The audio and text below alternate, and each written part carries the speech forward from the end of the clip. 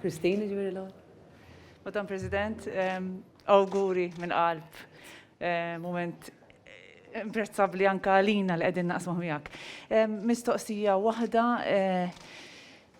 x'inhu t-timbru li tixtieq tagħti inti lil din il-Presidenza u kif se tkun qed tinkorpora lil Maltin f'dan it-timbru li se tkun qed tagħti lil dan il-Parlament? Grazzi. L-ewwel huwa onur u privileġġ li jiena nista' nkun hawnhekk qudiemkom illum bħala President ta' dan il-Parlament, onur u responsabilità, imma mħabba u lejaltà wkoll lejn pajjiżna li għażel it-triq li jingħaqad u jidħol fl-Unjoni Ewropea, li għażel it-triq li jkun parti mid-deċiżjonijiet u li qatt ma ra il-qis jew id-daqs ġeografiku ta' pajjiżna bħala xi ħaġa li tpoġġi limitu għal dak li kull Malti u kull Maltija, kull Awċi u kull Awċija jista' jagħmel jew tista' tagħmel.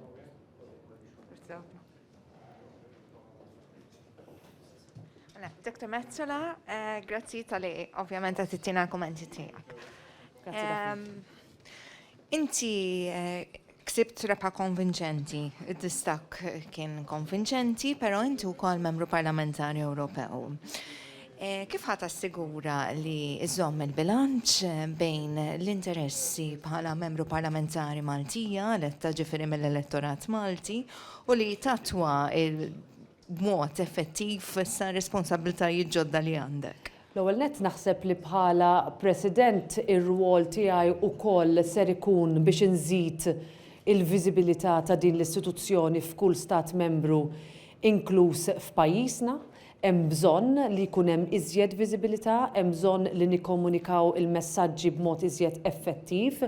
Hemm bżonn ukoll li meta niġu għall-elezzjoni fis-sena 2024 daw kollha li ser ikunu jivvutaw għall-ewwel darba ser ikunu imħeġġin b'entużjażmu b'enerġija li jivvutaw bl-istess entużjażmu u enerġija li l-ġenerazzjoni tiegħi fis-sena 2004 ivvutat. Dak huwa sens li jiena nħoss l-intilef u naħseb li r-rwol tiegħi jien flimkien mal-kollegi kollha deputati eletti minn Malta is-sitta li aħna nistgħu nkomplu naħdmu kif ħdimna tajjeb ħafna matul ukoll dawn l-aħħar xhur u ġimgħat resqin lejn din l-elezzjoni propju biex inwasslu dak il-messaġġ. Il-kontenut huwa hemm, l-għajnuna li aħna nistgħu nagħtu hija hemm, il-messaġġ issa kif ser inwassluh, irridu nirfinawh u nikkomunikaw naħseb mod aħjar. Congratulations again. Thank you. Bħala President tal-Parlament Ewropew, kif se tara l din l-istituzzjoni tkompli tħarrax il-ġlieda tagħha kontra pajjiżi u gvernijiet li qegħdin bl-aktar mod ċar u skjaċċanti jiksru drittijiet tal-bniedem, speċjalment drittijiet ta' minoranzi, fil-konfront ukoll ta' immigranti, kif ukoll fil-konfront ta' nisa u persuni LGBTIQ.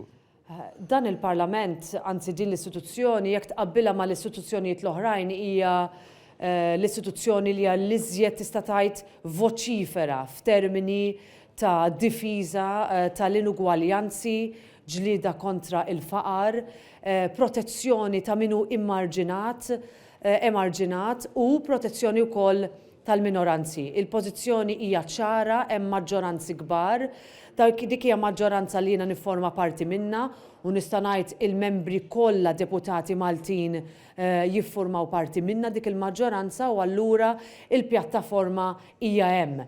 Tgħidli biżżejjed assolutament le, il-pandemija waslet biex hemm iżjed nuqqas ta' ugwaljanza fost ħafna setturi fil-popli tagħna f'kull pajjiż inkluż f'tagħna u allura rridu naħdmu ħafna iżjed biex dan il-perjodu ta' reżiljenza ngħidula, ta' recovery tintmess u kulħadd ikun jista' jmissa biex ħadd ma jibqa' lura, ħadd ma jkun żvantaġġat. Dak rwol tagħna bħala politiċi, jibqa' rwol tagħna bħala Maltin u ser ikun primarjament ir-rwol tiegħi issa fil-kariga li jiena ġejt eletta fiha llum. Hi Quintin. L-għonet ninaqat ma sħabi u nawguralek għal din il-ħatra ta' suċċess l-internet xelek tikseb. Issint il-President tal-Parlament Ewropew, però intu koll Maltija. X'inhu dak it-tragward, dik il-politika li tixtieq timbotta l-qoddim sabiex il-pożizzjoni ta' Malta tkompli timraħ il-qoddim fiħdan din l-Unjoni. Naħseb xi ħaġa sabiħa ħafna huwa li kienaw din il-ġimgħa kemm il-Prim Ministru ta' Malta kif ukoll il-kap tal-Oppożizzjoni tul din il-kampanja jiena tkellimt ma' esponenti politiċi minn kull naħa tal-politika f'Malta u ddiskutejt din l-elezzjoni kif tista' tgħin lil pajjiżna. Għalfejn, għaliex illum il-pajjiżna jisujjat fuq mappa ħafna ikbar mill qatt kien u naħseb dik hija xi ħaġa ta' privileġġ ta' onur ma ta' xi ħaġa li aħna rridu naħdmu biex inżommu.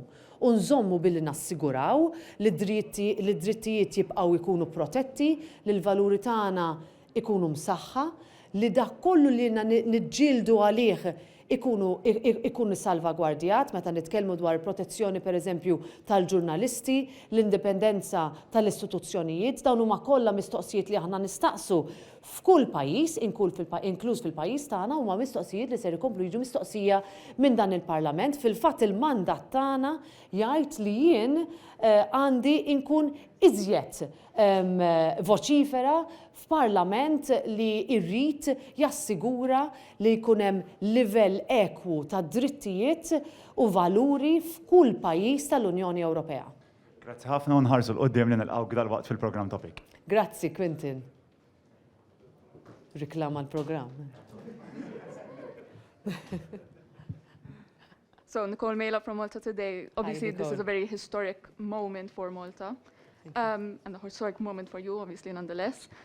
But after all this is done, in 2.5 years' time, would you consider a return to Maltese politics in the domestic level, possibly even as leader of the opposition? Jiena qatt ma rajt jew għamilt distinzjoni bejn li tkun membru tal-Parlament Malti u membru tal-Parlament Ewropew.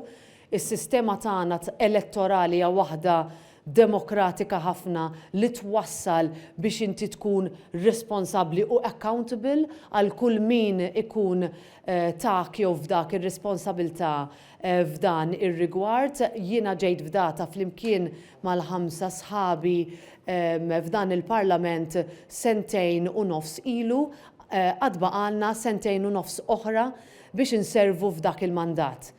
Ftit tas-sigħat ilu il-mandat tiegħi tista' tgħid xejra differenti, ma hija xejra li naħseb għandna nkunu gburin li nistgħu npoġġu tista' tgħid it-timbru Malti fuqu.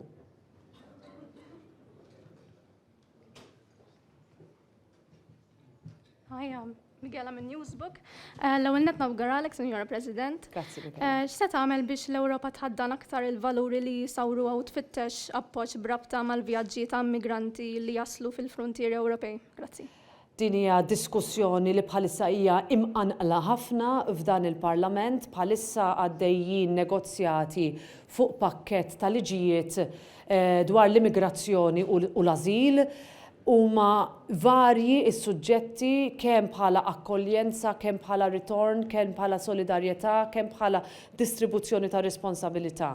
Dik id-diskussjoni kif għadd hija imqanqla u jfisser li ser ikollna ħafna iżjed diskussjonijiet dwar dan.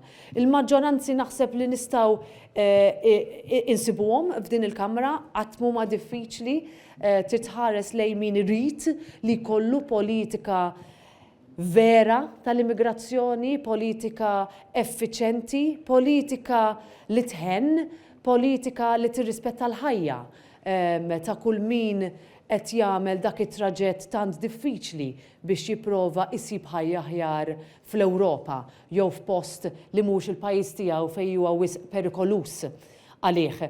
Din id-diskussjoni żgur ser tkompli tikber tul dawn ix-xhur li ġejjin u mbagħad ir-responsabilità tagħna wara li nsibu il-maġġoranzi hawnhekk huwa li niddiskutu mal-istituzzjonijiet l-oħra kollha, jiġifieri il-Kunsill tal-Ministri fejn jiltaqgħu il-Ministri inklużi dawk Maltin, il-Kummissjoni Ewropea fejn hemm ukoll il-Kummissarju Malti fejn aħna kollha nippruvaw insibu dawk il-maġġoranzi li għandna bżonn ħalli verament ikollna liġijiet li jaħdmu.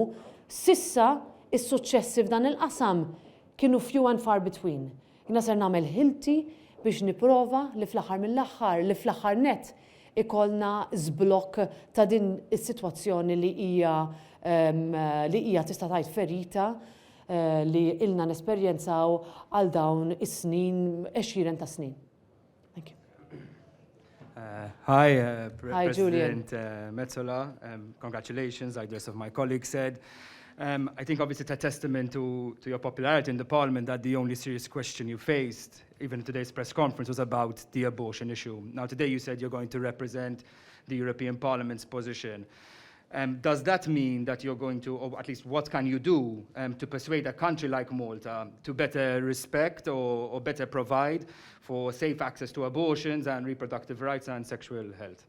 Il-pożizzjoni li jiena spjegajt matul in-negozjati li jiena kelli kemm mal-gruppi kif ukoll mad-delegazzjonijiet minn pajjiżi differenti kienet waħda fejn jiena spjegajt il-kuntest Malti fejn aħna għandna protokoll li aħna konna innegozjajna meta tħallna fl-Unjoni Ewropea, dak il-protokoll lilna bħala deputati Ewropej jobbligana tista' tgħid milli nieħdu deċiżjonijiet li għandhom iwasslu biex id-dibattitu ma jseħħx f'Malta imma fl-Unjoni Ewropea. Dik kienet il-pożizzjoni li jiena żammejt matul iż-żmien tiegħi bħala deputat tal-Parlament Ewropew mindu jiena ġejt eletta f'dan il-Parlament.